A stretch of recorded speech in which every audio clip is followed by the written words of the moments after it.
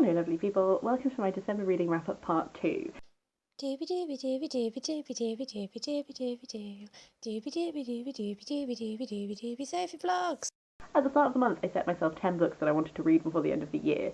I previously wrapped up 4 of them: Legendborn, The Henna Wars, The Dirt, and Fabulosa. I will leave a link to that first part wrap-up down below in case you want to hear my thoughts on any of those. I have read 4 more. Essentially the 2 books I haven't read are Blood in the Mist by Hope Malise and The Silver Mage by Catherine Kerr, but I did read 4 more of the list, so I'm just going to dive into it because I have a lot of thoughts and feelings.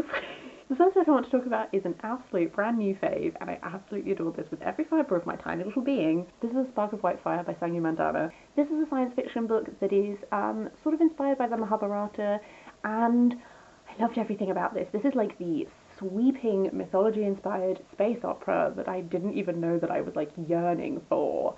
I loved it so hard. Let's unpack why. Our main character Esme was spirited away as a baby from her mother because there is this big curse thing at play that says that she will like bring ruin to her twin brother and family. She's been raised away from her home planet of Kali on this other planet instead. Everyone there thinks she's just like a nobody. She's sort of got this goddess who sort of looks out for her in some ways, or rather like follows her throughout her life a bit. But when this starts, it's sort of she's stepping up to sort of reclaim her identity because there's this competition on this planet that is essentially engineered for her twin brother to win this sentient spaceship, but Esme is determined to win it for herself for her own reasons. I loved this so much. So, Esme as a protagonist, I just think she was wonderful. She is so driven by love in a way that both gives her power but also can blind her sometimes. So I thought that she was such an interesting heroine because she is extremely well trained in combat and stuff, and yet she wants to avoid war. She has such a love for her family, but it's this family that she has been separated from her whole life. And she is incredibly intelligent and can plan out tactics, but then has these massive blind spots when it comes to like caring and loving for people and stuff like that. And I just thought she was so compelling as a heroine. The world building in this is so fabulous. Like, it's sort of like planets that are sort of planets because they're sort of built on the backs of space stations. So they're like have vegetation and stuff like this, but underneath is like the belly of the beast, if you will. And that was just such like an interesting concept. There's also so much like political intrigue and machinations because essentially like there is this war kind of between her mother and brother who were exiled from Kali, even though they are technically supposed to have inherited the throne. There's her uncle and her cousin. Her uncle is on the throne of Kali, and so Esme tries to infiltrate this situation, but then when she's there, she has that difficult thing where, like, the more you get to know people, the more you see them as people rather than nameless enemies, and it becomes all of this, like, political intrigue and factions and trying to find the way to solve things, but everyone has different ideas of what the correct thing to do is and who deserves what and stuff like this. And I just felt like all of these like plotting and very human based. Like, I think that's the thing I loved about this, is it's like human and emotive based at its core, which leads me on to my favourite aspect of this is the gods. So gods are present in this in a way.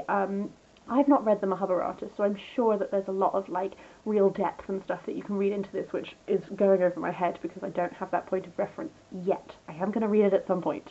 So the comparative point that I'm making is against more like epics and foundational texts as a whole. Like, one vibe that I really got is because gods are present in this, but they have limits to how much they're allowed to interfere. If a god directly interferes in these conflicts, they lose their immortality and then they can die. So it very much has this feel of like in the Iliad, gods who are on different sides of the Trojan War, watching their favourites die.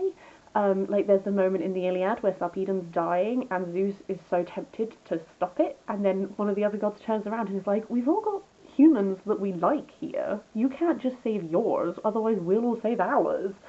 And similarly, the way that this goddess Amber follows Esme throughout her life really reminded me of like Odysseus and Athena in a way that's like, how much could you really say that this goddess cares for you? Because they're these immortal beings that are so powerful. It's not really necessarily love, but it is like they've chosen you and they like you and they admire aspects of you and they want to like, it's almost like they're sort of like sponsoring you throughout your quest. I don't know.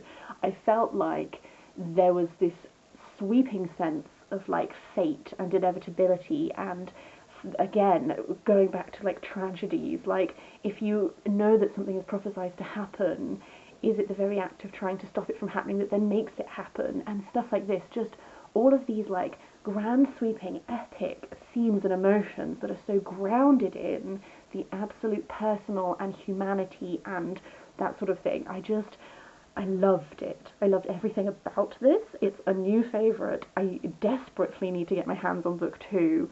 And it's just, it's the sci-fi I've always wanted. So I had an amazing time. I would heartily recommend this. If any of that sounds like your cup of tea, I would so recommend checking it out because I loved every moment. Another book that I loved for completely different reasons, this is Piranesi by Susanna Clarke.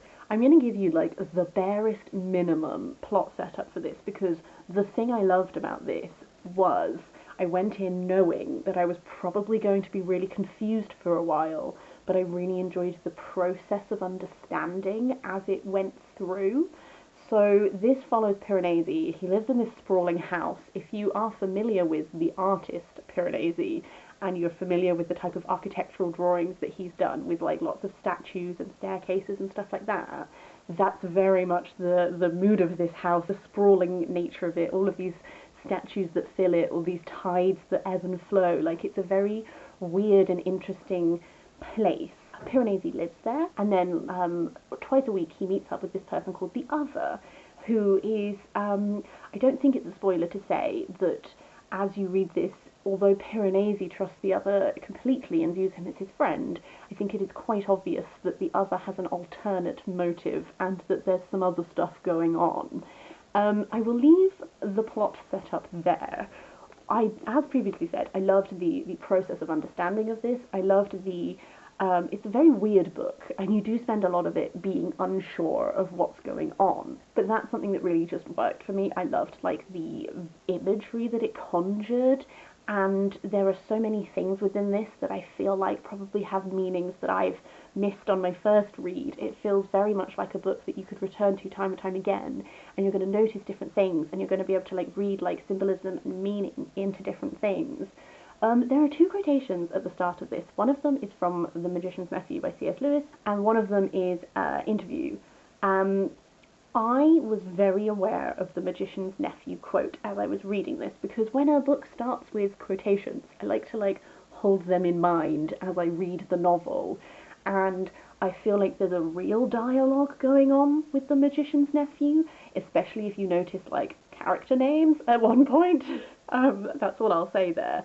But I loved the dialogue it was having with that text. It has then led me to consider concepts like, if you take like Narnia as a concept, Narnia is a very, very clearly has a lot of Christian symbolism and allegory at its heart. This text has a lot of science at its heart. Like, Piranesi considers himself a scientist, as is the Other, and he like helps the Other out on his like scientific stuff. But equally, as this text goes on, there is a particular character name that has intense biblical references to it that have been mulling over the meaning and like implications thereof. So I think that there's probably a very interesting communication going on between like these concepts of like science and knowledge and learning and like faith and that sort of stuff, and how these things can play with each other and like relate to each other and be divided and stuff like that. So there's like a whole topic there which I would personally like to like think about more when I do a reread of this. I think anything else I would like to say about this will go into huge spoiler territories, but what I will say is that I just think that Susanna Clarke is an absolute like masterful writer. I think that everything she does is very deliberate,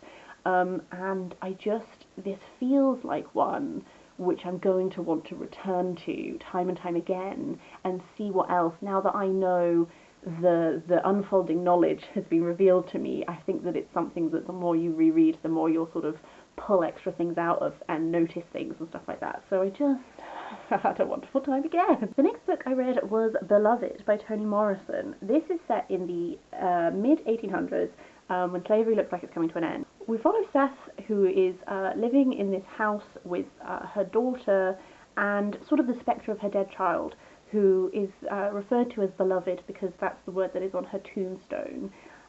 This was a really interesting book. I think that Toni Morrison is an author that, like, I really need to go away and read more of. This was so interesting because it sort of has that, like, absolute mix of, like, haunting and beautiful all at the same time.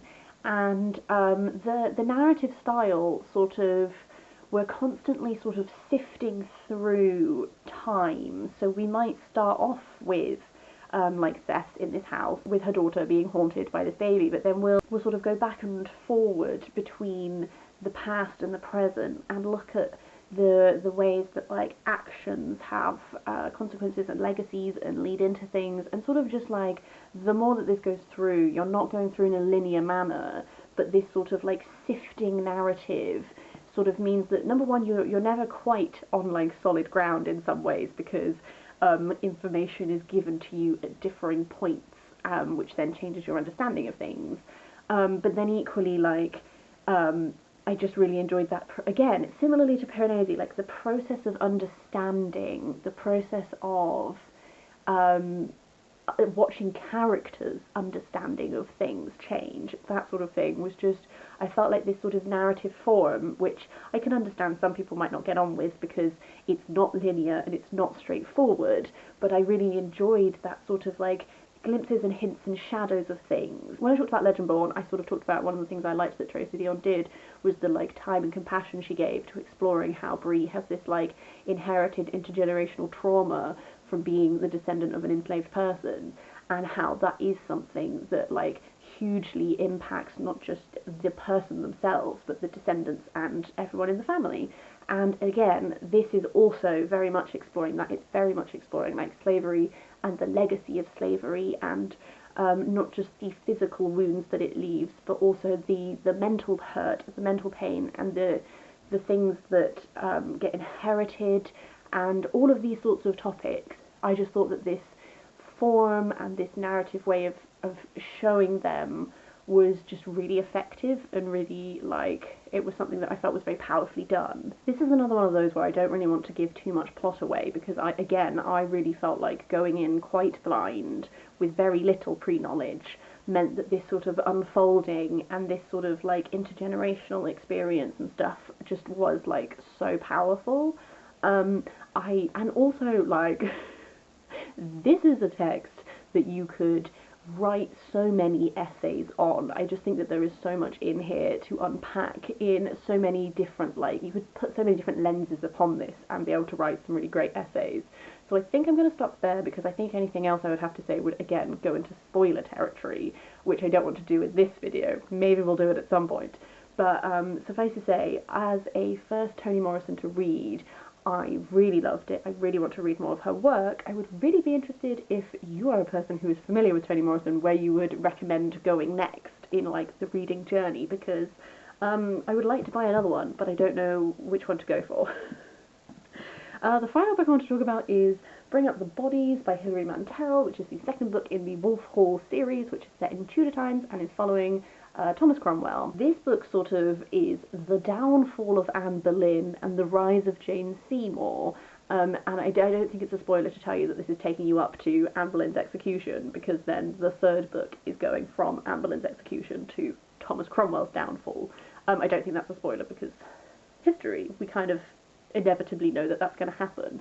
And one of the things that I think she does well is that the inevitability of history, which is sort of present when you're reading historical fiction, I feel like she still manages to find like fresh and interesting ways of sort of showing it to you. So like, even in this, I was talking to my friend who lent me this book, and I was saying just stuff like the Spanish ambassador, who I want to say is called Chapois, but I don't know if that's how you pronounce his name, I'm very sorry, like, is a perspective that I've not really seen a lot of in Tudor fiction, but he's quite a prominent character, specifically in this one.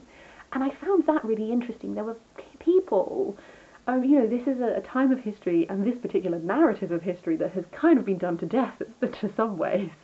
But she manages to focus the lens on people that I don't feel like have been explored as fully, and then that in itself makes it feel a little bit like fresh and different, because it's like, oh, well, how much was the Spanish ambassador's presence like affected things, you know? So that was really interesting. It definitely took me a little bit of time to settle back into this. I forgot how her writing style is. The thing that I sometimes find confusing is that oftentimes Thomas Cromwell is just referred to as he. So sometimes it can be confusing in like speech when it's like people are talking and then it's just like he says, and then I have to remember that that's Thomas Cromwell. And similarly, she has these really, really long descriptions that can end up a bit listy. And I think they work really well because I think they really like ground you in the world and set the Tudor scene and that sort of stuff. It's just I definitely had to like for like the first like bit of reading, I was like, oh yeah, this is how she writes. So it took me a little bit, but I did get really into it, and I did have a really fun time reading this. Again, I think that's probably all I have to say on this one. A lot less to say than the other ones. I definitely really enjoyed it. I think she's doing a lot of great stuff. I'm currently reading the third book, The Mirror and the Light, so I'm probably, when I finish that one, just going to talk about that, and then the series as a whole, I think might be an easier way to do it, because this very much is like a small dinky one, and by that I mean, it is The Mirror and the Light, so...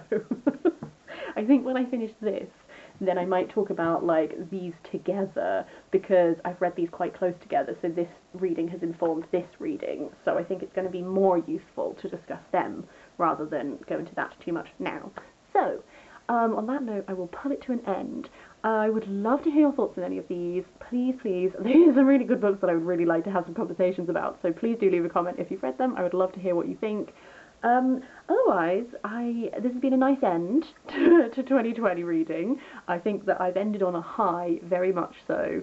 I hope that you've had a really great year of reading, if nothing else. It's been a bit of a rubbish one, I know, but there have been some really good books which have definitely, like, brightened it up somewhat. I would really love to hear what your favourite books you read this year were. I might be doing a video on that, though, so keep your eyes peeled.